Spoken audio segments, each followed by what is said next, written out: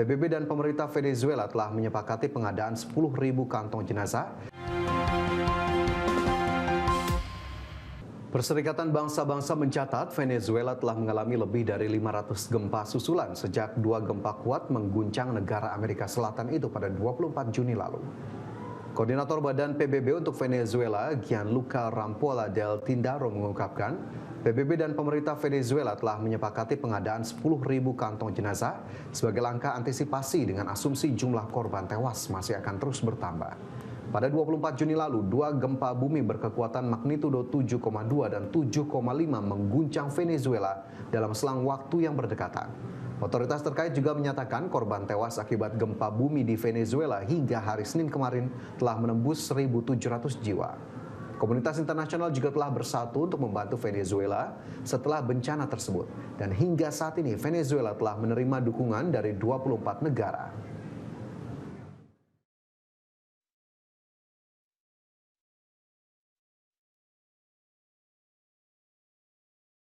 Kembali di Prime Market Highlight pemirsa, pemerintah berencana membentuk Dewan Kawasan Industri Nasional atau DKIN sebagai lembaga baru yang akan dipimpin langsung oleh Presiden Prabowo Subianto. Dewan ini ditujukan untuk memperkuat koordinasi lintas kementerian dan lembaga dalam mempercepat pembangunan kawasan industri di Indonesia. Presiden Prabowo Subianto akan bentuk Dewan Kawasan Industri Nasional atau DKIN yang akan bertugas memperkuat koordinasi lintas kementerian dan lembaga dalam mempercepat pembangunan kawasan industri di Indonesia.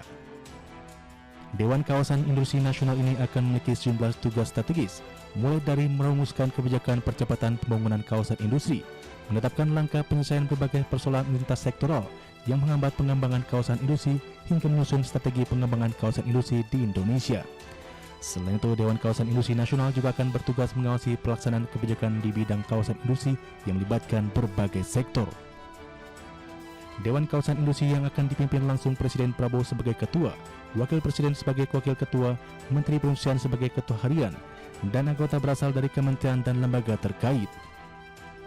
Selain unsur pemerintah, DKIN juga akan melibatkan para pemangku kepentingan, seperti kalangan akademisi, asosiasi kawasan industri, perwakilan sektor ketenaga listrikan, lingkungan hidup, agraria dan tata ruang, serta transportasi dan logistik. Sementara itu, untuk mendukung operasionalnya, pemerintah juga akan membentuk Sekretariat DKIN. Sekretariat tersebut akan dipimpin secara ex officio oleh pejabat struktural di Kementerian Perindustrian. Dari Jakarta, Tim Liputan IDX. Menteri Perumahan dan Kawasan Permukiman Marwarar Sirait mengungkapkan PT Lipo Cikarang Tbk resmi menandatangani komitmen hibah lahan Meikarta kepada negara. Lahan tersebut nantinya akan dimanfaatkan untuk mendukung program 3 juta rumah melalui pembangunan rumah susun subsidi.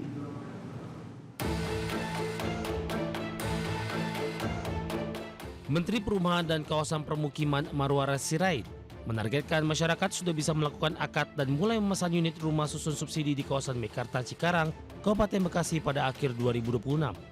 Target tersebut disampaikan setelah pemerintah menerima komitmen hibah lahan seluas 31,3 hektar dari PT Lipo Cikarang Tbk untuk mendukung program 3 juta rumah. Adapun dokumen hibah lahan ditantangani oleh perwakilan Lipo Group bersama Menteri PKP Marwarar Sirait, Menteri Keuangan Purbaya Yudi Sadewa, dan Chief Executive Officer Danantara Rosan P. Ruslani. Marwarar menyebutkan lahan hibah tersebut akan dimanfaatkan untuk membangun sekitar 141.000 unit rusun subsidi dengan berbagai tipe. Penyediaan hunian vertikal menjadi salah satu solusi untuk mengatasi backlog kepemilikan rumah. Supaya ada kepastian kepada rakyat yang membeli, kepada perbankan yang membiayai, kepada developer dan kontraktor yang membangun, dan juga kepada Bupati Bekasi dan juga Pemda Jawa Barat yang nanti akan membantu proses pengurusan ini. Kita berharap tahun ini kita bisa melakukan akad. Akad itu artinya kita berusaha bagaimana para konsumen sudah bisa memesan. Marwarar menambahkan proses hibah lahan telah melalui pengawasan Kejaksaan Agung dan Badan Pengawasan Keuangan dan Pembangunan serta dikonsultasikan dengan Komisi Pemberantasan Korupsi.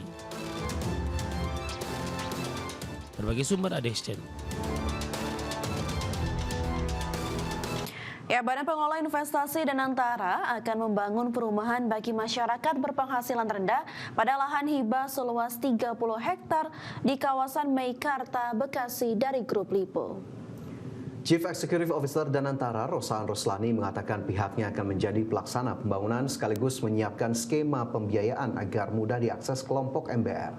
Menurut Rosan, Danantara telah berkoordinasi dengan Kementerian Perumahan dan Kawasan Permukiman, Kementerian Keuangan, serta kementerian dan lembaga terkait untuk menyusun target dan implementasi proyek tersebut.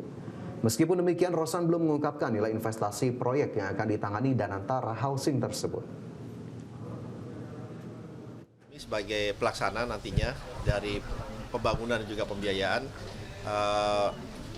mempunyai sudah berkoordinasi dan kerjasama untuk setting rencananya, targetnya, implementasinya agar ini sesuai dengan tepat waktu dan saat bersamaan juga karena ini adalah MBR affordable ya, tapi sesuai dengan sesuai dengan target yang memang diperuntukkan untuk masyarakat berpenghasilan rendah.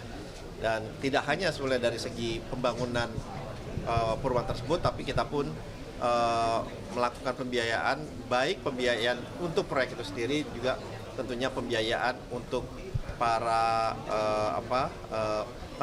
masyarakat berpenghasilan rendah untuk bisa mendapatkan akses. Pemirsa, gelombang panas ekstrim yang melanda Jerman memicu kebakaran hutan di sejumlah wilayah dan meningkatkan resiko bencana di tengah suhu yang menembus lebih dari 40 derajat Celcius. Kondisi ini tidak hanya mengancam lingkungan, tetapi juga menimbulkan kerugian ekonomi akibat gangguan terhadap infrastruktur, transportasi, dan aktivitas industri.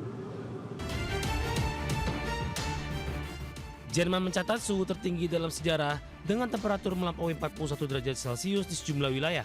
Cuaca panas berkepanjangan membuat hutan menjadi sangat kering sehingga memudahkan api menyebar dengan cepat. Kebakaran hutan terjadi di beberapa kawasan Jerman, termasuk bekas area latihan militer yang masih menyimpan amunisi Perang Dunia Kedua. Kondisi tersebut membuat proses pemadaman menjadi lebih beresiko dan memaksa petugas menggunakan helikopter serta peralatan khusus. Gelombang panas juga mengganggu layanan kereta api, transportasi publik, dan pasokan energi di Jerman. Suhu tinggi menurunkan produktivitas pekerja lapangan serta menambah biaya operasional akibat peningkatan kebutuhan pendingin dan penanganan darurat. Para ahli menilai frekuensi gelombang panas dan kebakaran hutan di Eropa terus meningkat akibat perubahan iklim. Pemerintah dan pelaku usaha kini harus meningkatkan investasi pada sistem mitigasi bencana, perlindungan hutan, dan infrastruktur yang lebih tahan terhadap cuaca ekstrim. Kebakaran hutan di Jerman menunjukkan bahwa perubahan iklim telah menjadi risiko ekonomi yang nyata. Kerusakan hutan, gangguan rantai pasok, penurunan produktivitas, hingga meningkatnya biaya penanggulangan bencana mendorong negara-negara Eropa mempercepat investasi pada adaptasi iklim dan pembangunan berkelanjutan. Berbagai sumber ada di Channel.